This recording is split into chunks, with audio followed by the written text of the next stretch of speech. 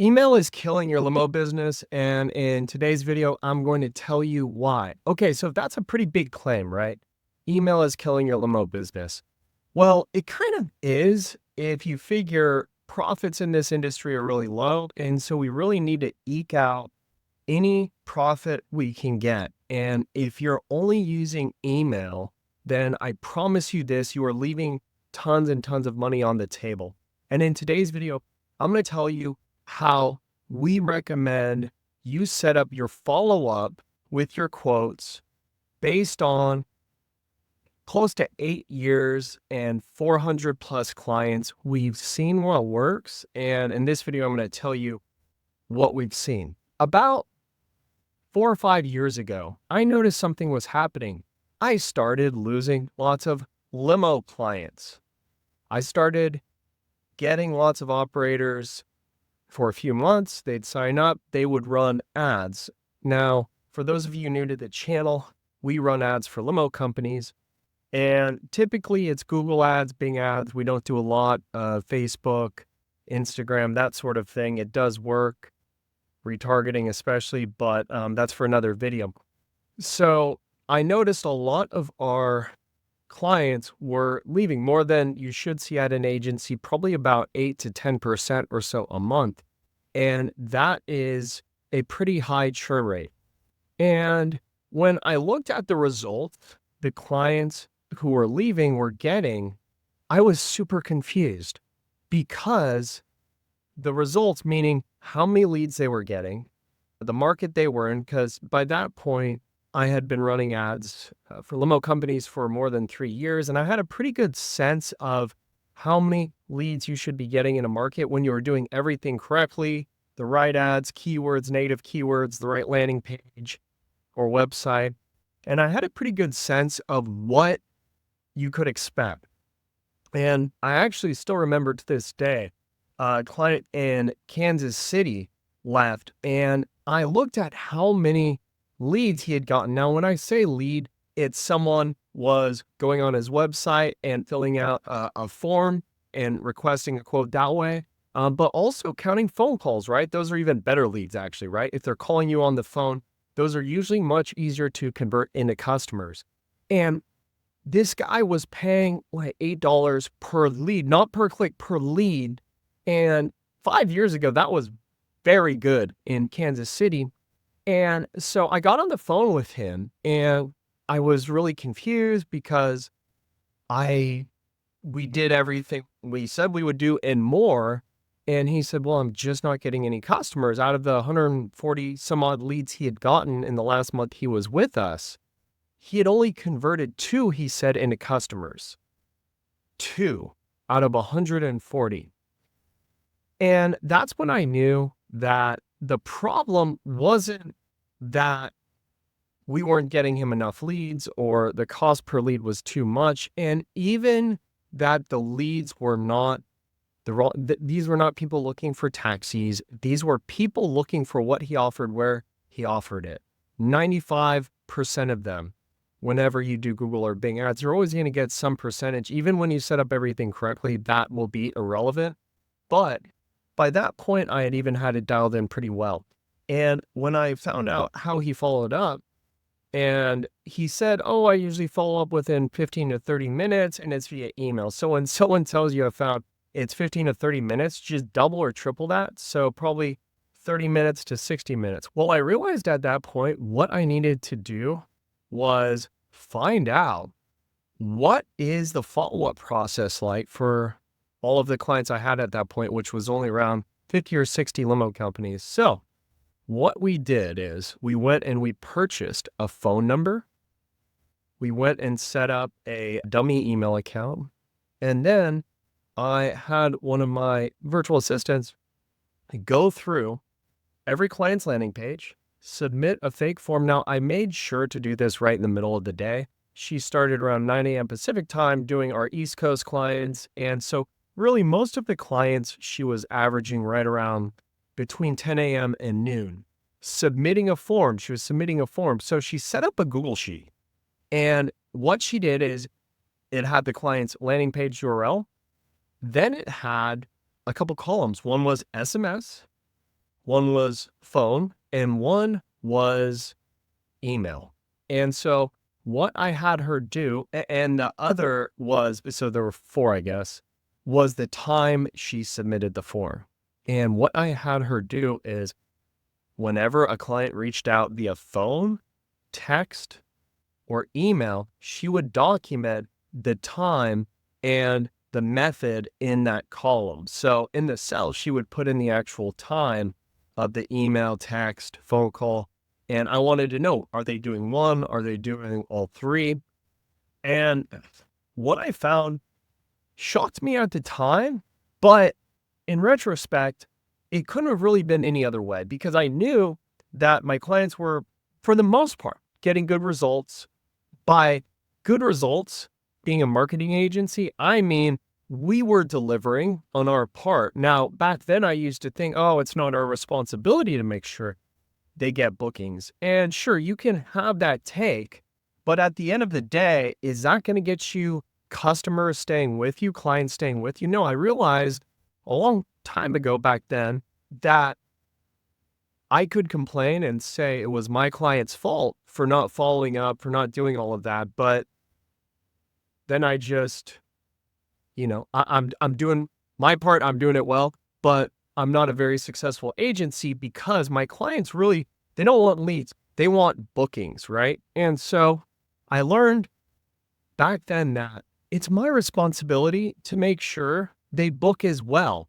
And I need to do everything possible in order to help them get that booking. So I began my search, and my search was for a software solution that would follow up because at the time I thought they're just not following up quickly enough and they're not following up after the quote.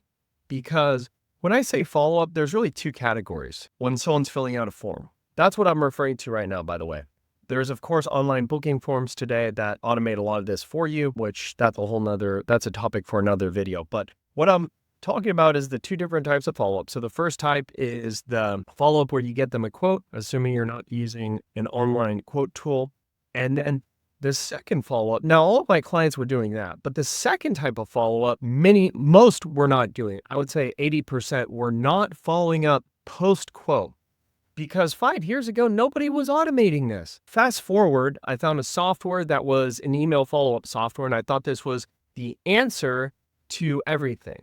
Because I thought, okay, if we can contact them right away, because that's one of the things we found was no one was texting, most were not calling, or I'm sorry, very small percentage were texting 5 years ago.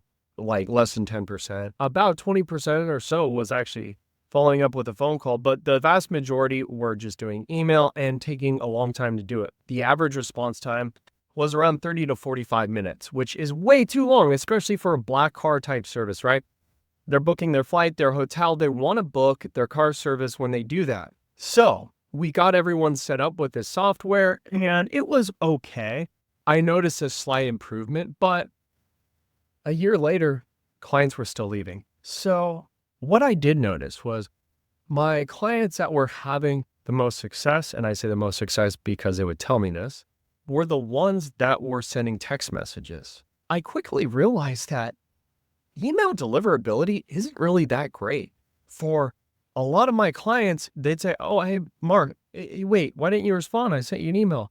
Oh, it was filtered out. So email deliverability, when you send a text, you pretty much know someone got it, right? Because it will tell you right away if they didn't. But with email, unfortunately, it's not like that. Fast forward a year and a half or so later, I found another software that we use to this day in our agency called High Level. And so this software is something that agencies use and they customize the software for their industry. It's enormously complex. Even for myself, it's pretty technical. It took me years to really dial it in. But what we do is this. So right after a form submission, we do pretty much 1 minute later SMS, and we're likely going to add an email as well on this. Right now, this is what we're doing. We've only been doing SMS for the longest time, but Might as well add email to it as well. There's no reason not to, but this currently is what we are doing. So 1 minute. And for many of our clients, most of them actually, it says, hey, Mark, this is John with John's Limos. Thanks for requesting a quote. Would you prefer us to call or text you the quote? Now, this works, and most of our clients prefer it. Some of them like to call, send a text, hey, I'm going to be calling from this number, and actually have the number you're going to be calling from. But that's been working pretty well. Now, big shocker here, most people say text us the quote, right? So if you want to get on the phone, you will get a higher close rate if you call, and not just call, because many people won't answer, right? You have to do the double dial, and you have to text them, letting them know you're going to be calling and the number you're going to be calling from, right? So we always will make sure our clients who do call, they've got the number, the end client has the number they're going to be calling from. And so that's the first type of follow-up. The second type, and this is the one no one does. The reason I thought of this topic actually was I was at a limo show in Vegas. It's a yearly show. They had it at the Paris this year. All of our non-client operators I met up with were not doing really a second follow-up, and they were just doing email on the first one. And again, when I asked, a lot of them said 15 minutes. Look, if you're doing sedan and SUV work and you don't have some sort of online quote function, which again, that's cause for another video. I don't really like them unless they collect the phone number and email address. But if you're just sending email out, I promise you, you are leaving lots of money on the table. Now, how much is the question, right? Well, a couple things are going to really, really increase the number of clients you convert.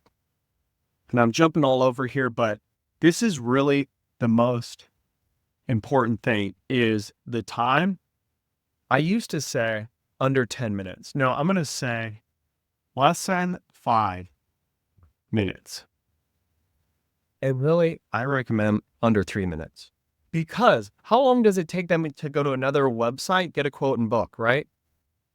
Many times that's less than 5 minutes. So it should be pretty much instant. And you want to do SMS instead of email. And the truth is, do both, right? Do both. We're going to start doing both. But if you can only do one, which I don't see why you can only do one, but then do SMS. By the way, side note here, and this is like, I went to a business boot camp recently, and the person putting it on said, we actually don't use automation. We have iPhones, and we are responding via our iPhones so that they show up in blue. And I was shocked, because that is such a great idea, but makes it much harder because you can't automate everything. Probably not practical, but for you small operators out there who have iPhones, when you do a text message, it's the most powerful, right? It's not showing up as green, it's showing up as blue. So that's just a side note for most larger operators watching this. It's not practical. It's not scalable enough. But for you small operators out there who use their iPhone, that's a little hack. And then post quote. So initial follow-up, it's all about the time, the method, and then post quote. Second, you can just call it the second follow-up. The second FU, right? So on the second one, we want to do multiple, right? And so I used to think that, we don't really want to bug anyone, do we? Maybe we should only send 1 or 2 text messages. And by the way, I thought this way for years. And the funny thing is, my clients convinced me of this, because so many of them said, no, I don't want to bug anyone. Eventually, I started thinking, oh yeah, that sounds reasonable. You don't want to bug anyone, right? They asked for a quote. If they're not responding to you, it's not bugging them. You need to know, right? Are you still serious? Are you still interested? If you're not, just say no, right? And so I used to say, let's just do 2 SMS follow-ups. That's wrong. What I recommend is follow up until you hear back from them, right? And do SMS and email. But the cadence, right? Well, this really depends. If it's Black Car and their event's coming up, right? If their event's 30 days out, you're not going to want to space the follow-ups a week or 2 weeks apart, right? So, you kind of have to play it by ear, but that's probably the most important thing is the event date, not necessarily what they're doing, right? If they're a week out, it should be following up every single day, right?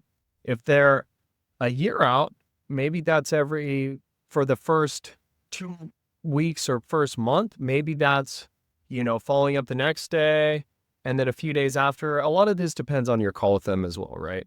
So I'll let you decide, but you generally want a few different follow-up cadences for different client types. That is the best, most optimized way you can do it. And then follow up with both SMS and email. For those of you with corporate clients, you might be thinking, Mark, I don't want to be sending our corporate clients a text message. Yes, you do. Yes, you do. I promise you, you will be glad you did. And if you just implement just changing things from email to text message and don't follow anything else, you're not any quicker. If that's all you do, I still promise you, you will book 10 to 20% more jobs. If you set up something that's automated, even though everyone's automating these days, and I feel like it's not as good as it once was just because everyone's doing it, but super quick, timing wise, right? And try to personalize it as much as you can with your automations. Like sometimes don't capitalize everything, make a spelling error. My point is you don't want it to look too automated, but you want it to be automated, right? Because who's going to spend their time, sending 50 follow-up text messages a day, right? If you do from an iPhone, you're going to get better results, but again, maybe not practical. Well, guys, implement this, right? Stop sending just emails, start sending text messages as well, follow up quicker, and I'll see you guys on next week's video.